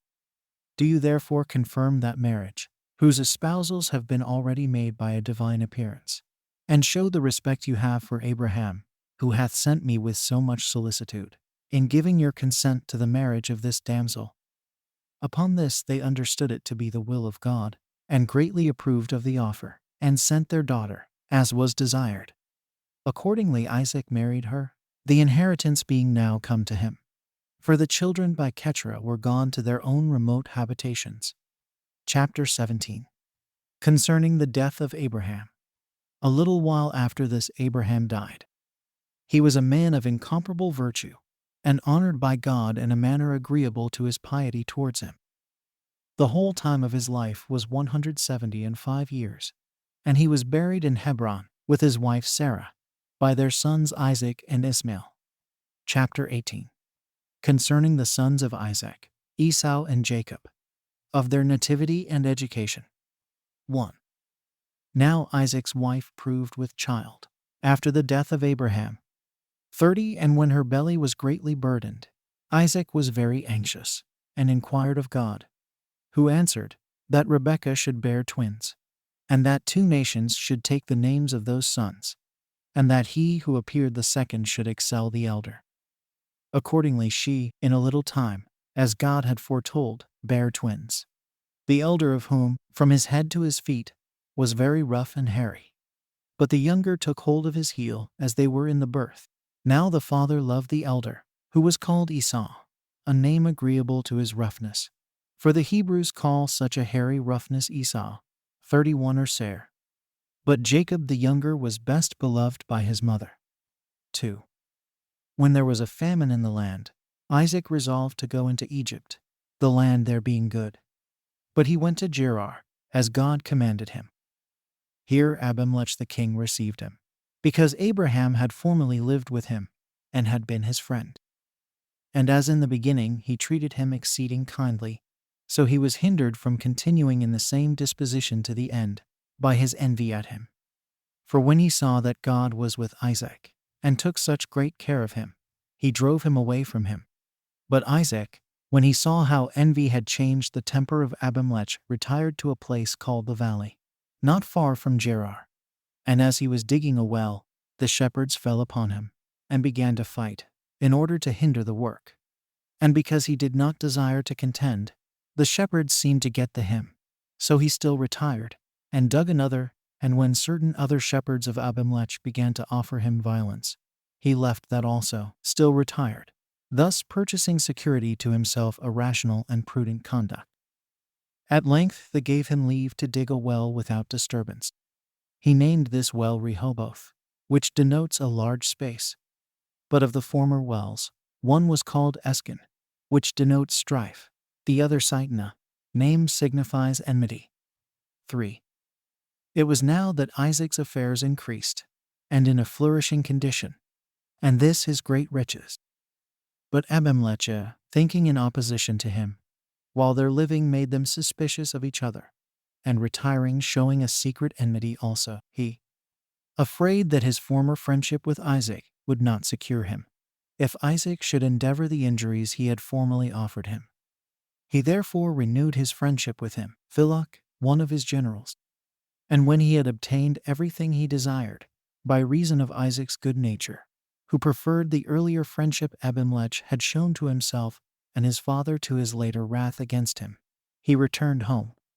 4. Now when Esau, one of the sons of Isaac, whom the father principally loved, was now come to the age of 40 years, he married Adah, the daughter of Helen, and Aholibamah, the daughter of Esabean, which Helen and Esabean were great lords among the Canaanites, thereby taking upon himself the authority, and pretending to have dominion over his own marriages, without so much as asking the advice of his father. For had Isaac been the arbitrator, he had not given him leave to marry thus, for he was not pleased with contracting any alliance with the people of that country. But not caring to be uneasy to his son by commanding him to put away these wives, he resolved to be silent. 5. But when he was old, and could not see at all, he called Esau to him, and told him that besides his blindness, and the disorder of his eyes, his very old age hindered him from his worship of God by sacrifice. He bid him therefore to go out a-hunting, and when he had caught as much venison as he could, to prepare him a supper 32, that after this he might make supplication to God, to be to him a supporter and an assister during the whole time of his life, saying that it was uncertain when he should die, and that he was desirous, by prayers for him, to procure, beforehand, God to be merciful to him. 6. Accordingly, Esau went out a-hunting.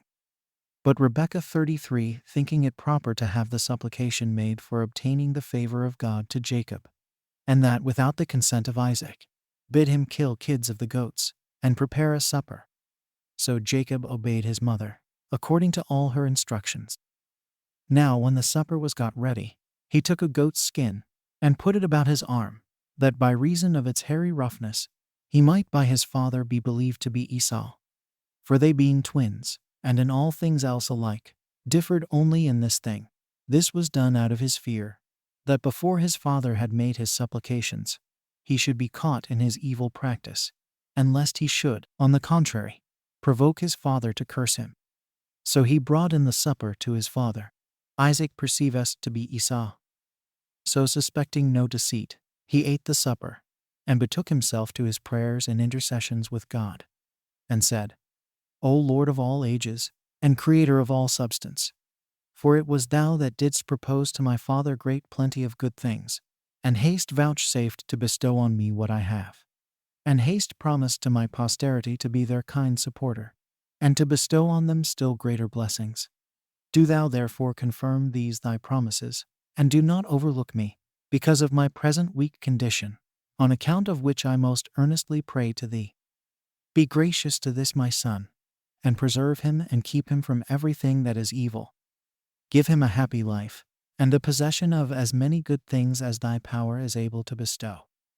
Make him terrible to his enemies, and honorable and beloved among his friends. 7. Thus did Isaac pray to God, thinking his prayers had been made for Esau. He had but just finished them, when Esau came in from hunting. And when Isaac perceived his mistake, he was silent. But Esau required that he might be made partaker of the like blessing from his father that his brother had partook of. But his father refused it, because all his prayers had been spent upon Jacob. So Esau lamented the mistake. However, his father, being grieved at his weeping, said that he should excel in hunting and strength of body, in arms, and all such sorts of work, and should obtain glory forever on those accounts, he and his posterity after him, but still should serve his brother. 8. Now the mother delivered Jacob, when she was afraid that his brother would inflict some punishment upon him because of the mistake about the prayers of Isaac. For she persuaded her husband to take a wife for Jacob out of Mesopotamia, of her own kindred, Esau having married already Basemath, the daughter of Ishmael, without his father's consent. For Isaac did not like the Canaanites, so that he disapproved of Esau's former marriages, which made him take Basemath to wife, in order to please him. And indeed he had a great affection for her. Chapter 19. Concerning Jacob's flight into Mesopotamia, by reason of the fear he was in of his brother. 1. Now Jacob was sent by his mother to Mesopotamia, in order to marry Laban her brother's daughter, which marriage was permitted by Isaac, on account of his obsequiousness to the desires of his wife.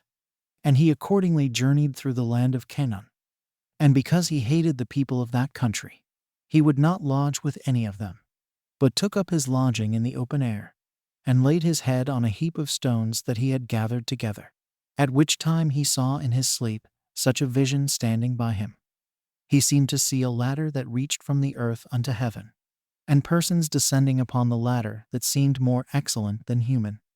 And at last God himself stood above it, and was plainly visible to him, who, calling him by his name, spake to him in these words: O Jacob, it is not fit for thee, who art the son of a good father, and grandson of one who had obtained a great reputation for his eminent virtue, to be dejected at thy present circumstances, but to hope for better times, for thou shalt have great abundance of all good things by my assistance. For I brought Abraham hither, out of Mesopotamia, when he was driven away by his kinsmen, and I made thy father a happy man, nor will I bestow a lesser degree of happiness on thyself. Be of good courage, therefore, and under my conduct proceed on this thy journey, for the marriage thou goest so zealously about shall be consummated, and thou shalt have children of good characters, but their multitude shall be innumerable, and they shall leave what they have to a still more numerous posterity, to whom, and to whose posterity, I give the dominion of all the land, and their posterity shall fill the entire earth and sea, so far as the sun beholds them. But do not thou fear any danger, nor be afraid of the many labors thou must undergo. For by my providence I will direct thee what thou art to do in the time present, and still much more in the time to come. 3. Such were the predictions which God made to Jacob. Whereupon he became very joyful at what he had seen and heard. And he poured oil on the stones, because on them the prediction of such great benefits was made. He also vowed a vow, that he would offer sacrifices upon them, if he lived and returned safe. And if he came again in such a condition, he would give the tithe of what he had gotten to God. He also judged the place to be honorable, and gave it the name of Bethel, which, in the Greek, is interpreted, the house of God. 4. So he proceeded on his journey to Mesopotamia, and at length came to Haran. And meeting with shepherds in the suburbs, with boys grown up, and maidens sitting about a certain well, he stayed with them, as wanting water to drink. And beginning to discourse with them, he asked them whether they knew such a one as Laban, and whether he was still alive. Now they all said they knew him, for he was not so inconsiderable a person as to be unknown to any of them, and that his daughter fed her father's flock together with them, and that indeed they wondered that she was not yet come, for by her means thou mightest learn more exactly whatever thou desirest to know about that family. While they were saying this, the damsel came, and the other shepherds that came down along with her. Then they showed her Jacob, and told her that he was a stranger, who came to inquire about her father's affairs. But she, as pleased, after the custom of children, with Jacob's coming, asked him who he was, and whence he came to them, and what it was he lacked that he came thither.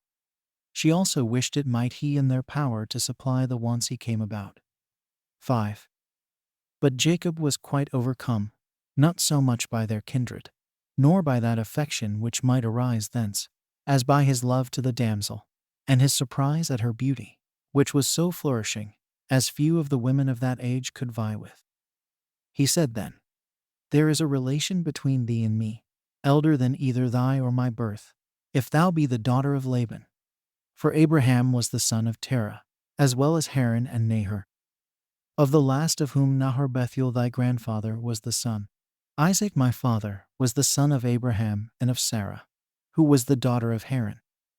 But there is a nearer and later cement of mutual kindred, which we bear to one another. For my mother Rebekah was sister to Laban thy father, both by the same father and mother.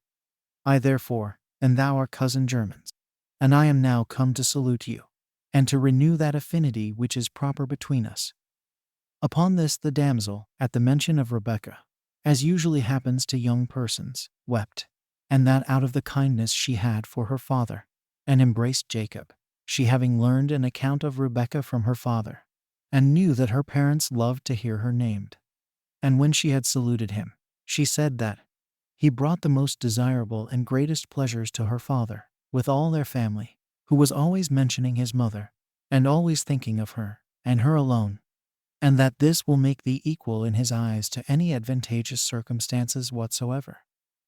Then she bid him go to her father, and follow her while she conducted him to him, and not to deprive him of such a pleasure, by staying any longer away from him. 6. When she had said thus, she brought him to Laban, and being owned by his uncle, he was secure himself, as being among his friends, and he brought a great deal of pleasure to them by his unexpected coning. But a little while afterward, Laban told him that he could not express in words the joy he had at his coming. But still he inquired of him the occasion of his coming, and why he left his aged mother and father, when they wanted to be taken care of by him, and that he would afford him all the assistance he wanted. Then Jacob gave him an account of the whole occasion of his journey, and told him that Isaac had 2 sons that were twins, himself and Esau, who, because he failed of his father's prayers, which by his mother's wisdom were put up for him, sought to kill him, as deprived of the kingdom 34 which was to be given him of God, and of the blessings for which their father prayed, and that this was the occasion of his coming hither, as his mother had commanded him to do. For we are all, says he, brethren one to another. But our mother esteems an alliance with your family more than she does one with the families of the country. So I look upon yourself and God to be the supporters of my travels, and think myself safe in my present circumstances. 7. Now Laban promised to treat him with great humanity, both on account of his ancestors, and particularly for the sake of his mother, towards whom, he said, he would show his kindness, even though she were absent, by taking care of him. For he assured him he would make him the head shepherd of his flock, and give him authority sufficient for that purpose. And when he should have a mind to return to his parents, he would send him back with presents, and this in as honorable a manner as the nearness of their relation should require. This Jacob heard gladly, and said he would willingly, and with pleasure, undergo any sort of pains while he tarried with him, but desired Rachel to wife, as the reward of those pains, who was not only on other accounts esteemed by him, but also because she was the means of his coming to him. For he said he was forced by the love of the damsel to make this proposal. Laban was well pleased with this agreement, and consented to give the damsel to him, as not desirous to meet with any better son-in-law, and said he would do this, if he would stay with him some time, for he was not willing to send his daughter to be among the Canaanites, for he repented of the alliance he had made already by marrying his sister there. And when Jacob had given his consent to this, he agreed to stay 7 years. For so many years he had resolved to serve his father-in-law, that, having given a specimen of his virtue, it might be better known what sort of a man he was. And Jacob, accepting of his terms, after the time was over, he made the wedding feast. And when it was night, without Jacob's perceiving it, he put his other daughter into bed to him, who was both elder than Rachel, and of no comely countenance. Jacob lay with her that night, as being both in drink and in the dark. However, when it was day, he knew what had been done to him, and he reproached Laban for his unfair proceeding with him, who asked pardon for that necessity which forced him to do what he did. For he did not give him leave out of any ill design, but as overcome by another greater necessity, that, notwithstanding this, nothing should hinder him from marrying Rachel, but that when he had served another 7 years, he would give him her whom he loved. Jacob submitted to this condition, for his love to the damsel did not permit him to do otherwise. And when another 7 years were gone, he took Rachel to wife. 8. Now each of these had handmaids, by their father's donation. Zilpah was handmaid to Leah, and Bilhah to Rachel. By no means slaves, 35, but however subject to their mistresses. Now Leah was sorely troubled at her husband's love to her sister, and she expected she should be better esteemed if she bare him children. So she entreated God perpetually. And when she had borne a son, and her husband was on that account better reconciled to her, she named her son Reuel, because God had had mercy upon her, in giving her a son, for that is the signification of this name. After some time she bare 3 more sons, Simeon, which name signifies that God had hearkened to her prayer. Then she bare Levi, the confirmer of their friendship. After him was born Judah, which denotes thanksgiving. But Rachel, fearing lest the fruitfulness of her sister should make herself enjoy a lesser share of Jacob's affections, put to bed to him her handmaid Bilhah, by whom Jacob had Dan. One may interpret that name into the Greek tongue, a divine judgment. And after him Nephthalim, as it were, unconquerable in stratagems, since Rachel tried to conquer the fruitfulness of her sister by this stratagem. Accordingly, Leah took the same method, and used a counter-stratagem to that of her sister.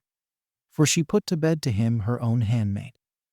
Jacob therefore had by Zilpah a son, whose name was Gad, which may be interpreted fortune, and after him Asher, which may be called a happy man, because he added glory to Leah.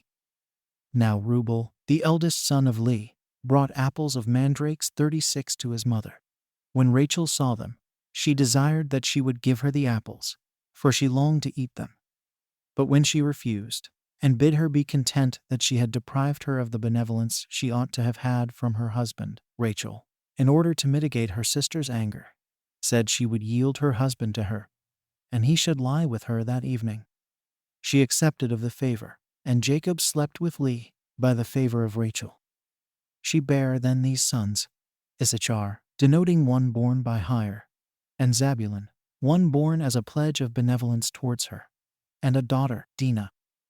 After some time Rachel had a son, named Joseph, which signified there should be another added to him. 9. Now Jacob fed the flocks of Laban his father-in-law all this time, being 20 years, after which he desired leave of his father-in-law to take his wives and go home. But when his father-in-law would not give him leave, he contrived to do it secretly. He made trial therefore of the disposition of his wives what they thought of this journey, when they appeared glad, and approved of it. Rachel took along with her the images of the gods, which, according to their laws, they used to worship in their own country, and ran away together with her sister. The children also of them both, and the handmaids, and what possessions they had, went along with them. Jacob also drove away half the cattle, without letting Laban know of it beforehand. But the reason why Rachel took the images of the gods, although Jacob had taught her to despise such worship of those gods, was this, that in case they were pursued and taken by her father, she might have recourse to these images, in order to obtain his pardon. 10. But Laban, after 1 day's time, being acquainted with Jacob's and his daughter's departure, was much troubled, and pursued after them, leading a band of men with him. And on the 7th day overtook them, and found them resting on a certain hill. And then indeed he did not meddle with them, for it was eventide. But God stood by him in a dream, and warned him to receive his son-in-law and his daughters in a peaceable manner, and not to venture upon anything rashly, or in wrath too, but to make a league with Jacob, and he him, that if he despised their small number, attacked them in a hostile manner, he would assist them. When Laban had been thus forewarned by God, he called Jacob to him the next day, in order to treat with him, and showed him what dream he had. In dependence whereupon he came confidently to him, and began to accuse him, alleging that he had entertained him when he was poor, and in want of all things, and had given him plenty of all things which he had. For, said he, I have joined my daughters to thee in marriage, and suppose that thy kindness to me be greater than before. But thou hast had no regard to either thy mother's relations to me, nor to the affinity now newly contracted between us, nor to those wives whom thou hast married, nor to those children, of whom I am the grandfather. Thou hast treated me as an enemy, driving away my cattle, and by persuading my daughters to run away from their father, and by carrying home those sacred paternal images which were worshipped by my forefathers, and have been honored with the like worship which they paid them by myself. In short, thou hast done this, whilst thou art my kinsman, and my sister's son, and the husband of my daughters, and was hospitably treated by me, and didst eat at my table. When Laban had said this, Jacob made his defense that he was not the only person in whom God had implanted the love of his native country, but that he had made it natural to all men, and that therefore it was but reasonable that, after so long time, he should go back to it. But as to the prey, of whose driving away thou accusest me, if any other person were the arbitrator, thou wouldst be found in the wrong. For instead of those thanks I ought to have had from thee, for both keeping thy cattle and increasing them, how is it that thou art unjustly angry at me because I have taken, and have with me, a small portion of them? But then, as to thy daughters, take notice that it is not through any evil practices of mine that they follow me in my return home, but from that just affection which wives naturally have to their husbands. They follow therefore not so properly myself as their own children. And thus far of his apology was made, in order to clear himself of having acted unjustly. To which he added his own complaint and accusation of Laban, saying, While I was thy sister's son, and thou hadst given me thy daughters in marriage, thou hast worn me out with thy harsh commands, and detained me 20 years under them. That indeed which was required in order to my marrying thy daughters, hard as it was, I own to have been tolerable. But as to those that were put upon me after those marriages, they were worse, and such indeed as an enemy would have avoided. For certainly Laban had used Jacob very ill. For when he saw that God was assisting to Jacob in all that he desired, he promised him that of the young cattle which should be born, he should have sometimes what was of a white color, and sometimes what should be of a black color. But when those that came to Jacob's share proved numerous, he did not keep his faith with him, but said he would give them to him the next year, because of his envying him the multitude of his possessions. He promised him as before, because he thought such an increase was not to be expected. But when it appeared to be fact, he deceived him. 11. But then, as to the sacred images, he bid him search for them. And when Laban accepted of the offer, Rachel, being informed of it, put those images into that camel's saddle on which she rode, and sat upon it, and said that her natural purgation hindered her rising up. So Laban left off searching any further, not supposing that his daughter in such circumstances would approach to those images. So he made a league with Jacob, and bound it by oaths, that he would not bear him any malice on account of what had happened. And Jacob made the like league, and promised to love Laban's daughters.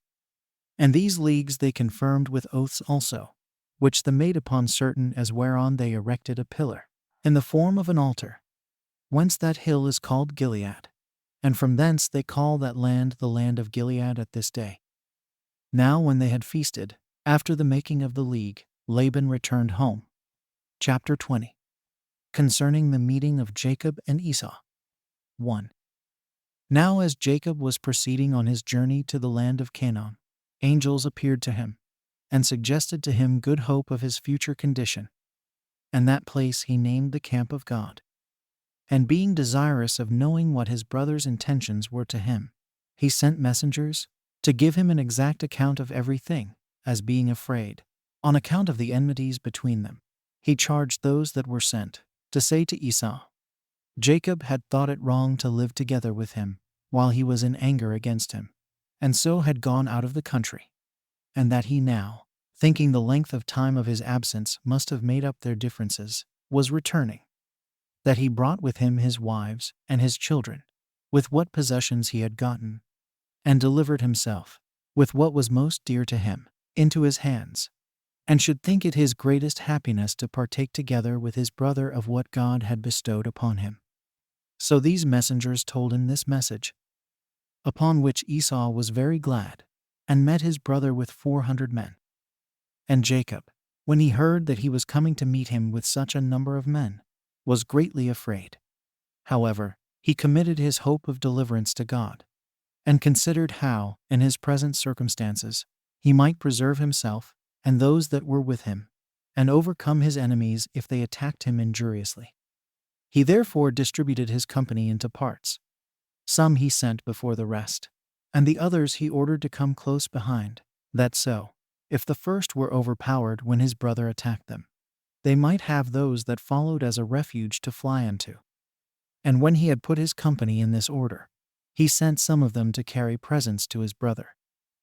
The presents were made up of cattle, and a great number of 4-footed beasts, of many kinds, such as would be very acceptable to those that received them, on account of their rarity. Those who were sent went at certain intervals of space asunder, that, by following thick, one after another, they might appear to be more numerous, that Esau might remit of his anger on account of these presents, if he were still in a passion. Instructions were also given to those that were sent to speak gently to him. 2. When Jacob had made these appointments all the day, and night came on, he moved on with his company. And, as they were gone over a certain river called Jabbok, Jacob was left behind, and meeting with an angel, he wrestled with him, the angel beginning the struggle. But he prevailed over the angel, who used a voice, and spake to him in words, exhorting him to be pleased with what had happened to him, and not to suppose that his victory was a small one, but that he had overcome a divine angel, and to esteem the victory as a sign of great blessings that should come to him, and that his offspring should never fall, and that no man should be too hard for his power. He also commanded him to be called Israel, which in the Hebrew tongue signifies one that struggled with the divine angel. 37 These promises were made at the prayer of Jacob. For when he perceived him to be the angel of God, he desired he would signify to him what should befall him hereafter. And when the angel had said what is before related, he disappeared. But Jacob was pleased with these things, and named the place Phanuel, which signifies the face of God. Now when he felt pain, by this struggling, upon his broad sinew, he abstained from eating that sinew himself afterward, and for his sake it is still not eaten by us. 3. When Jacob understood that his brother was near, he ordered his wives to go before, each by herself, with the handmaids, that they might see the actions of the men, as they were fighting. If Esau were so disposed, he then went up to his brother Esau, and bowed down to him, who had no evil design upon him, but saluted him, and asked him about the company of the children and of the women, and desired, when he had understood all he wanted to know about them, that he would go along with him to their father. But Jacob, pretending that the cattle were weary, Esau returned to Seir, for there was his place of habitation, he having named the place Roughness, from his own hairy roughness. Chapter 21. Concerning the violation of Dinah's chastity. 1. Hereupon Jacob came to the place, till this day called Tent Succoth, from whence he went to Shechem, which is a city of the Canaanites. Now as the Shechemites were keeping a festival, Dinah, who was the only daughter of Jacob, went into the city to see the finery of the women of that country. But when Shechem, the son of Hamor the king, saw her, he defiled her by violence, and being greatly in love with her, desired of his father that he would procure the damsel to him for a wife. To which desire he condescended, and came to Jacob, desiring him to give leave that his son Shechem might, according to law, marry Dinah. But Jacob, not knowing how to deny the desire of one of such great dignity, and yet not thinking it lawful to marry his daughter to a stranger, entreated him to give him leave to have a consultation about what he desired him to do.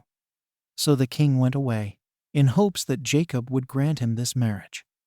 But Jacob informed his sons of the defilement of their sister, and of the address of Hamor, and desired them to give their advice what they should do. Upon Phil's, the greatest part said nothing, not knowing what advice to give.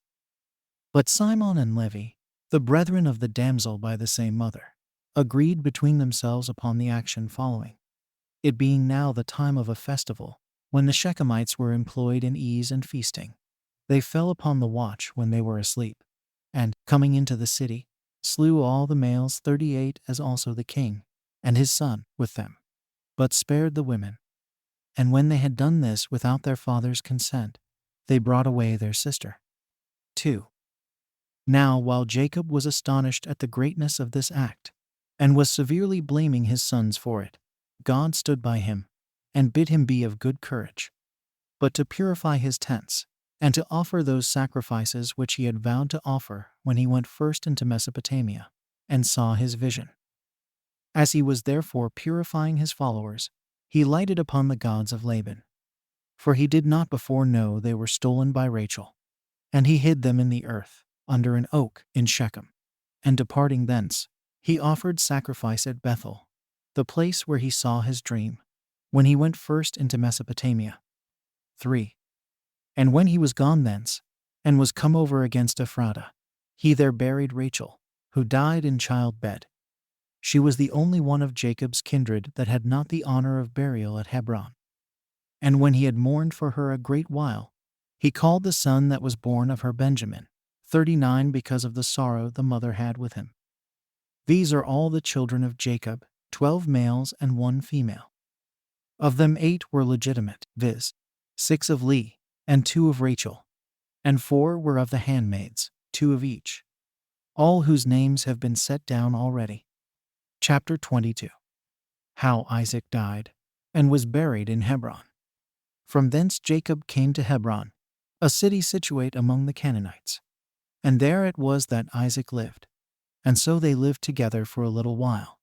For as to Rebekah, Jacob did not find her alive. Isaac also died not long after the coming of his son, and was buried by his sons, with his wife, in Hebron, where they had a monument belonging to them from their forefathers. Now Isaac was a man who was beloved of God, and was vouchsafed great instances of providence by God, after Abraham his father, and lived to be exceeding old. For when he had lived virtuously 185 years, he then died,